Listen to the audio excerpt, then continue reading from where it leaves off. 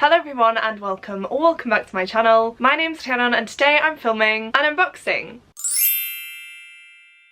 As you can see, this is an Illumicrate box and I believe that this is the book for September. Now, I do know what this book is and I'm not sure how to feel about it, guys, because I found this book a few weeks back when I was placing some pre-orders. I read the synopsis and yeah, it just isn't for me, and I will go into it more when I unbox the book, but I just completely forgot to skip this box and now we're here. So let's just dive into the box. I can't remember what the theme is, so hopefully there is a card. If not, I will pop it up on screen for you guys now. It will be the title of this video as well, but I can't quite remember what it is. But we have a little card in here that says A First Look at Lady Macbeth by Ava Reid, out in August of 2024. Scan for an early extract and pre-order link. That is really cool. And then it has this beautiful art print on there as well. And then it seems like we don't have a spoiler card, so I do apologise for that. I know I'm awful at forgetting the monthly themes, but I'm just so busy that I see the themes when they're revealed, I feel like they're going to be amazing, and then by the time the books get to me, I've completely forgotten what they are. But this is what the book looks like currently. I will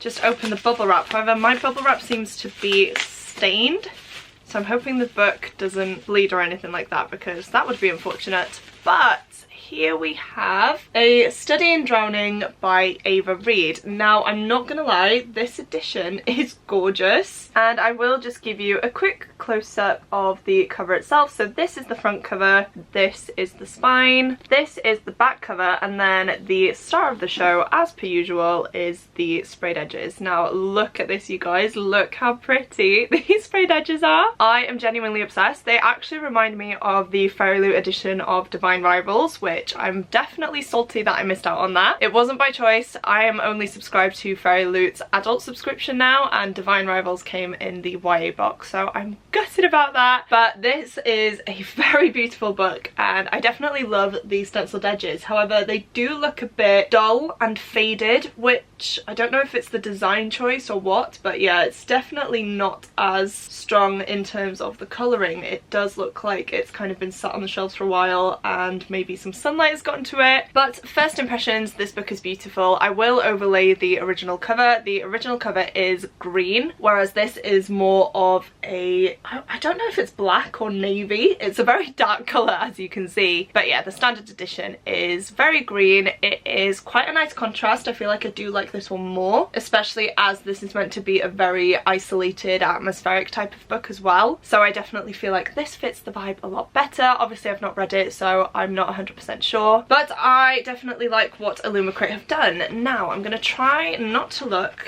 at the book itself until I have taken off the dust jacket, but oh my gosh. Wow, right.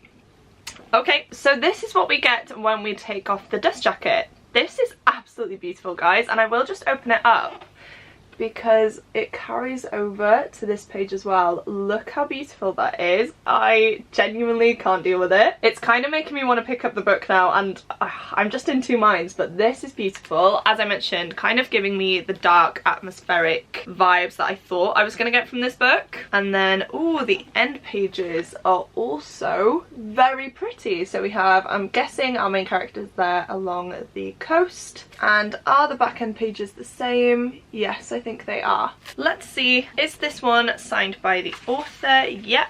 It's a very tiny signature, but it is there, as you can see. And now I understand why we got this little reveal, because it's the author's next book. How has that just hit me now? I'm so stupid. But she does have two books out already, which are The Wolf and the Woodsman, which I have heard of before, and Juniper and Thorn. Now that we have seen how beautiful this book is though, let me just read you the synopsis, because I feel like it's here that we are gonna be a little bit less excited. It says, Effie has always believed in fairy tales. She's had no choice. Since childhood, she's been haunted by visions of the Fairy King and found solace only in the pages of Angharad, author Emrys Myrddin's beloved epic about a mortal girl who falls in love with the Fairy King and then destroys him. Effie's tattered copy is all that's keeping her afloat through her stifling first term at a prestigious architecture college. So when the late author's family announces a contest to redesign his house, Effie feels certain this is her destiny. But Hiraeth Manor is an impossible task, a musty, decrepit estate on the brink of crumbling into a hungry sea. And when Effie arrives, she finds she isn't the only one who's made a temporary home there. Preston Hallery, a stodgy young literature scholar, is studying Myrddin's papers and is determined to prove her favourite author is a fraud. As the two rival students investigate the reclusive author's legacy, piecing together clues through his letters, books and diaries, they discover that the house's foundation isn't the only thing that can't be trusted. There are dark forces, both mortal and magical, conspiring against them, and the truth may bring them both to ruin. At first glance, this is definitely my type of book. I love an isolated setting. I love a dark atmospheric book as well. I love fairies. I love books set on the coast, and so as I mentioned, this should be perfect for me. However, you may have been able to tell that scattered throughout the synopsis were some Welsh words, and I have never had a good experience with authors who are not from Wales writing about Wales or writing Welsh into their books. I think it was The Bone Houses by Emily Lloyd-Jones, The Raven King by Maggie Stiefvater, I believe it is. I've just never had a good experience with it because it's obvious that even though they may think that they've done a lot of research, it doesn't come across well to Welsh readers, and it really does annoy me because in my mind it's kind of like, well, why would you take this language, put it in your book and then not research it properly? Of course, I'm not saying that about this book, I haven't read it yet, but I just feel like there are so many Welsh authors who could write a book like this if only they were given the chance. I don't know where Ava Reeder's from. I kind of want to say America, but I may be wrong. And I get that there's a fascination with the Welsh language because it's a beautiful Celtic language. It is a very romantic language as well. For those of you who don't know, by the way, I am Welsh. If you couldn't tell by my channel name, Welsh is my first language. I speak it every single day with all of my family, everyone in my village. I teach through Welsh as well, and I did study Welsh at university. So it is something that is very near and dear to my heart, and so to see it put into books like this, it just does it a disservice, and it really isn't an accurate representation of Welsh as a language. Already I'm just like, this is kind of seeming a bit iffy to me because Emrys Myrddin is essentially two different people from Arthurian legend, so they've kind of squished the name into one. And then we also have Hiraeth Manor. Hiraeth is another word for longing, however it's a stronger word than longing. There isn't actually an English word that properly encapsulates what Hiraeth is. I just feel like Hiraeth Manor is such a weird name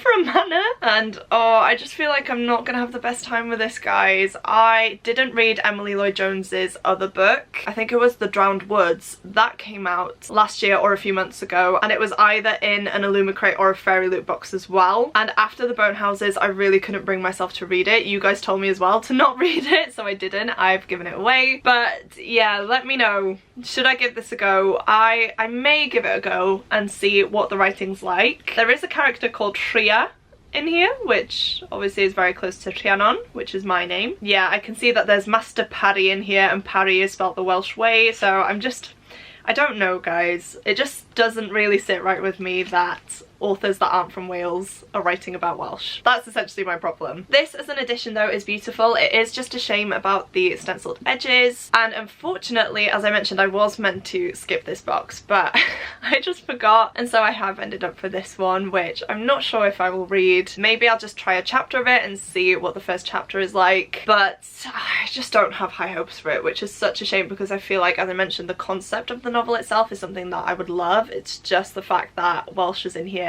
it's just going to throw me off, and it's definitely not going to make it as enjoyable for me. Please do let me know though, what did you think of this edition as a whole? Does the premise sound interesting to you? Are you planning on picking it up? Please don't feel like because I have these opinions that you also have to share these opinions and not pick it up. That's not what I want. I'm just telling you guys my personal preferences here and why I may not read this one, because I feel like it's really nice to be transparent with you guys. But if you're planning on reading it and you're excited for it, or if you have read it and loved it, please do let me know. That may even sway me to pick it up myself and give it a go. If you have watched this video all the way through, please go ahead and leave me a sea related emoji down in the comments. As you can tell by the cover, this book does take place very close to the sea, and I do have a very weird connection to the sea, and I do love it as a setting in book. So if you don't have anything in particular that you would like to say, but you would like to let me know that you're still here, please go ahead and comment that now. As well as that, please don't forget to click the like button if you like this video, and the subscribe button if if you'd like to see more content from me. But that is it from me today, guys. Thank you so much for watching. It truly does mean the world to me, and I will see you soon in my next video. Goodbye!